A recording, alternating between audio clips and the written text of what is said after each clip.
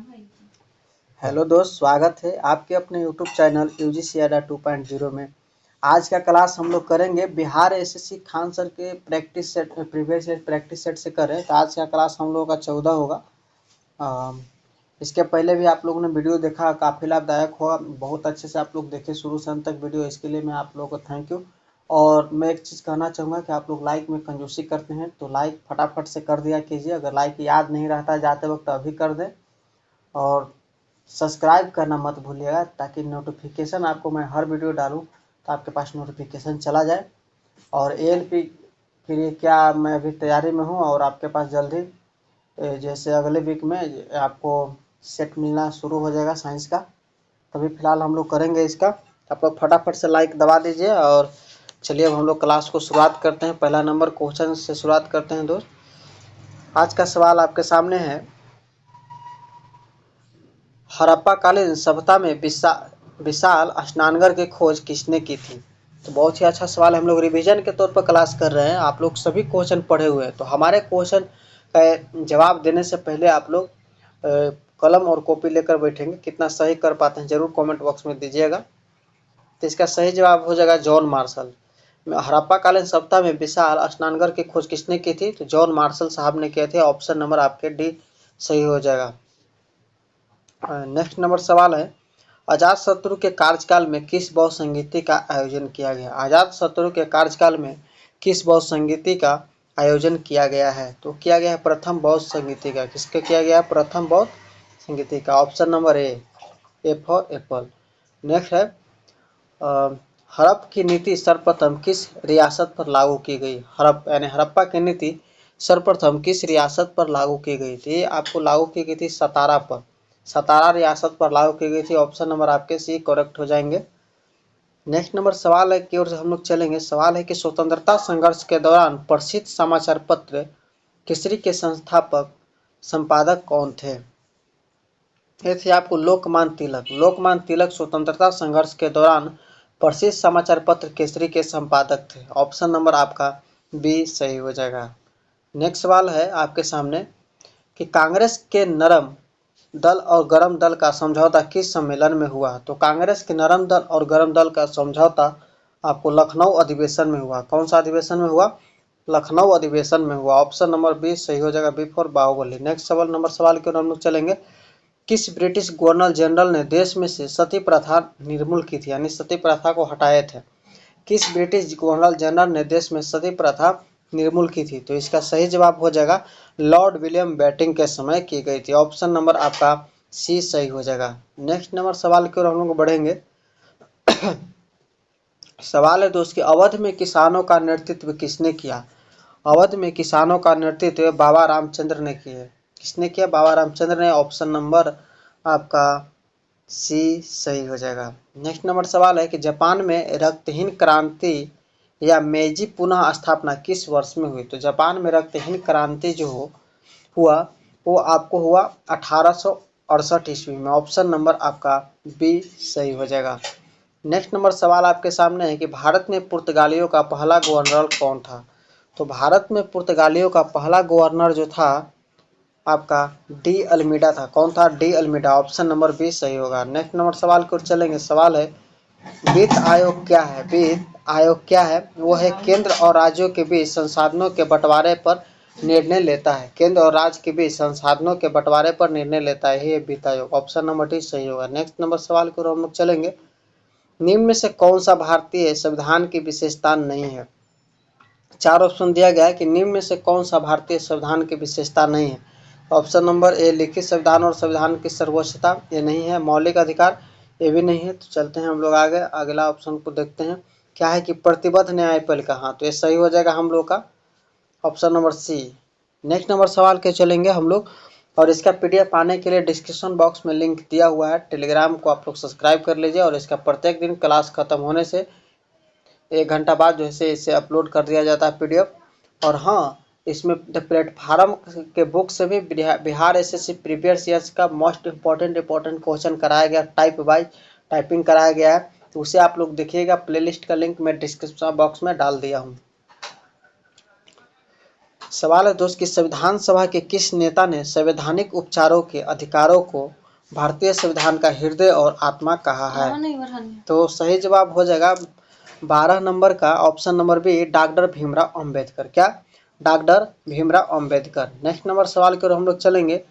राज्यसभा कब भंग की जाती है? सही जवाब क्या है? राज्यसभा कब भंग की जाती है? तो सही जवाब क्या हो जाएगा? तो ऑप्शन नंबर आपका डी सही हो जाएगा। राज्यसभा पूर्णतः कभी भंग नहीं होती। राज्यसभा पूर्णतः कभी भंग नहीं होती। नेक्स्ट नंबर सवाल है, संविधान का अनुच्छेद 56 संबंधित है। संविधान का अनुच्छेद 56 संबंधित है। ऑप्शन नंबर सी, भारत के राष्ट्रपति के कार्यकाल प्रावधान से संबंधित है। भारत के राष्ट्रपति कार्यकाल प्रावधान से संबंधित है। नेक्स्ट है, लोकतांत्रिक सरकार के 3 अंग है। लोकतांत्रिक सरकार के 3 अंग है। कौन कौन? तो कार्यपालिका, विधायिका और न्यायपालिका। ऑप्शन नंबर ए सही हो जाएगा। दोस्तों मैं देहात में आ गया हूँ तो थोड़ा सा इसमें शोरगुल होगा, फैमिली में हूँ तो मैं इसके लिए मैं माफ़ी चाहूँगा अगर कोई आवाज़ भी अगर आपके पास चला गया होगा तो। खैर हम लोग इग्नोर करेंगे और सारे क्वेश्चन को बिल्कुल इत्मीनान से करेंगे। क्वेश्चन है, भारत के पंचायत राज प्रणाली में कितने स्तर हैं? तो भारत के पंचायत राज प्रणाली में स्तर जो है आपका 3 स्तर है। कितने स्तर है? 3 स्तर है। नेक्स्ट नंबर सवाल है, भारत में खाद्य सुरक्षा अधिनियम वर्ष कितना ईस्वी में लागू हुआ? तो भारत में खाद्य सुरक्षा अधिनियम जो है वो आपको 2013 में लागू हुआ। कब हुआ? 2013 में। ऑप्शन नंबर सी सही हो जाएगा। नेक्स्ट नंबर सवाल है, राष्ट्रीय प्रतीक में सिंह के अलावा और कौन से जानवर की आकृति है? तो राष्ट्रीय प्रतीक में जो है सिंह के अलावा जानवर की आकृति बनाई गई है वो आप बैल तथा घोड़ा की बनाई गई। ऑप्शन नंबर बी सही होगा। नेक्स्ट नंबर सवाल है दोस्त कि दक्षिण गोलार्ध में उत्तर अयनांत किस दिन होता है? तो दक्षिण गोलार्ध में उत्तर अयनांत जो है ये आपको होता है 22 दिसंबर में होता है। कब होता है? 22 दिसंबर में होता है। नेक्स्ट नंबर सवाल है, यदि पृथ्वी का अक्ष झुका नहीं होता तो सूर्य की किरणें केवल लंबवत पड़ती, यानी यदि पृथ्वी का अक्ष झुका हुआ नहीं होता तो सूर्य की किरणें लंबवत पड़ती भूमध्य रेखा पर। कब पड़ती? भूमध्य रेखा पर पड़ती। नेक्स्ट नंबर सवाल है, ग्रेट बैरियर रीफ में स्थित है। ग्रेट बैरियर रीफ में स्थित क्या है? वो स्थित है आपको ऑप्शन नंबर ए ऑस्ट्रेलिया में स्थित है। ग्रेट बैरियर रीफ में क्या स्थित है? ऑस्ट्रेलिया में स्थित है। नेक्स्ट नंबर सवाल है, भारत का कौन सा प्रदेश रबर का सबसे अधिक उत्पादन करता है? भारत का कौन सा प्रदेश रबर का सबसे अधिक उत्पादन करता है? ऑप्शन नंबर सी सही हो जाए, केरल। कौन करता है? केरल करता है। नेक्स्ट नंबर सवाल है, विश्व का सबसे विशाल समुद्र कौन सा है? विश्व का सबसे विशाल समुद्र कौन सा है? तो ऑप्शन नंबर बी प्रशांत महासागर है। कौन है? प्रशांत महासागर। नेक्स्ट है, निम्न में से कहां पर विश्व का सबसे यूरेनियम रिजर्व है? निम्न में से कहां पर विश्व का सबसे यूरेनियम रिजर्व है? तो ऑप्शन नंबर ए सही हो जाएगा, ऑस्ट्रेलिया में रिजर्व है। कहां में? ऑस्ट्रेलिया में रिजर्व है। नेक्स्ट है, दक्षिणी गोलार्ध में व्यापारिक पवनों के बहने की दिशा है। दक्षिणी गोलार्ध में व्यापारिक पवनों के बहने की दिशा है तो हो जाएगा आपको सही आंसर ऑप्शन नंबर डी, उत्तर पश्चिम से दक्षिण पूर्व। उत्तर पश्चिम से दक्षिण पूर्व। नेक्स्ट सवाल है, निम्नलिखित में से कौन सा शहर गोदावरी नदी के किनारे स्थित नहीं है? निम्नलिखित में से कौन सा शहर गोदावरी नदी के किनारे स्थित नहीं है? तो ऑप्शन नंबर बी नक्सारी। क्या है? नक्सारी। नेक्स्ट सवाल है दोस्त, भारत में निम्नलिखित में से किस रेडियोधर्मी धातु का विश्व का सबसे बड़ा भंडार मौजूद है? भारत में निम्नलिखित में से किस रेडियोधर्मी धातु का विश्व का सबसे बड़ा भंडार मौजूद है? तो सही जवाब हो जाएगा ऑप्शन नंबर डी, थोरियम। दोस्तों इस तरह के वीडियो मैं लगातार लेकर आते रहूँगा सेट को, तो आप लोग चैनल को नहीं किए हैं सब्सक्राइब तो कर लीजिए जाकर, साथ में बेल आइकन बटन को भी दबा लीजिए और एक लाइक ज़रूर कर दीजिएगा। दोस्तों लाइक से हमें मोटिवेशन मिलता है, लाइक हमारे लिए वीडियो कंटिन्यूटी करने के लिए कंटिन्यूटी बनाता है, मैं मेंटेन रख पाता हूँ लाइक से। तो आप लोग लाइक करना ना भूलिएगा और फटाफट से हम लोग रिवाइज करेंगे। आपको वीडियो 8 से 8:30 के बीच में अपलोड प्रत्येक दिन कर दी जाती है, तो आप लोग रेडी रहिएगा देखने के लिए। वीडियो का नोटिफिकेशन जाएगा, आप लोग वीडियो को वॉच कीजिएगा। प्रीमियर में मैं वीडियो अपलोड करता हूं तो मैं सारे, अगर लड़का लोग अगर कमेंट करना चाहते हैं, विद्यार्थी लोग, तो कमेंट कर सकते हैं, मैं आपके सारे कमेंट को ज़रूर देख पाऊँगा। तो दोस्त 28 नंबर क्वेश्चन की ओर हम लोग चले आ गए हैं कि भारत की सबसे अधिक लीची का उत्पादक राज्य है। भारत का सबसे अधिक लीची का उत्पादक राज्य क्या है? तो सही जवाब हो जाएगा आपका option number A, Bihar. Bharat का सबसे अधिक लीची का उत्पादक राज्य बिहार है। दोस्तों बिहार के नए मुख्यमंत्री कौन बने हैं अभी और वो कौन से पार्टी से जुड़े हैं इसे आप लोग कमेंट बॉक्स में ज़रूर जवाब दे दीजिएगा कि बिहार के नए मुख्यमंत्री के रूप में शपथ किसने लिया है, और बिहार के जो नए मुख्यमंत्री हैं कौन से पार्टी से जुड़े हैं, और बिहार के नए उप मुख्यमंत्री कौन बने हैं, इसका कमेंट बॉक्स में आप लोग जवाब दीजिएगा लिखकर। नेक्स्ट सवाल की ओर हम लोग चलेंगे दोस्त। सवाल है कि किस नदी घाटी के चौड़ा होने का कारण है। किसी नदी घाटी के चौड़ा होने का कारण क्या है? तो ऑप्शन नंबर आपका 20 सही हो जाएगा, पार्श्विक अपर्दन भूक्षरण। पार्श्विक अपर्दन भूक्षरण, ऑप्शन नंबर 20 सही होगा। नेक्स्ट सवाल है, जनगणना 2011 के अनुसार सबसे अधिक घनत्व किसका था। जनगणना 2011 के अनुसार सबसे अधिक घनत्व किसका था? तो सही जवाब हो जाएगा ऑप्शन नंबर डी, दिल्ली का। किसका था? दिल्ली का था। नेक्स्ट सवाल है, जीएसटी का कानून लागू करने वाला पहला राज्य कौन है। जीएसटी का कानून लागू करने वाला पहला राज्य जो आपका है ऑप्शन नंबर सी, असम है। क्या है? असम। नेक्स्ट है, भारत ने दार्शनिक मुद्रा प्रणाली किस वर्ष शुरू की थी। तो भारत ने दार्शनिक मुद्रा प्रणाली जो है वो शुरू की थी कब, और की थी शुरू 1957 ईस्वी में की थी। नेक्स्ट सवाल है दोस्त, कर्नाटक संगीत में अल्पना हिंदुस्तानी शास्त्रीय संगीत के समान होता है। तो सही जवाब इसका हो जाएगा ऑप्शन नंबर आपका सी सही हो जाएगा, आलाप। क्या हो जाएगा? आलाप। नेक्स्ट सवाल है, अधिकारों को आदर्शवादी सिद्धांत मनुष्य के यानी किस प्रकार बल देता है। तो अधिकारों का आदर्शवादी सिद्धांत जो है वो आपको नैतिक विकास पर बल देता है। चलिए नेक्स्ट नंबर सवाल की ओर हम लोग चलेंगे, और आज का सवाल हम लोग करेंगे 46, तो फटाफट कर लेंगे।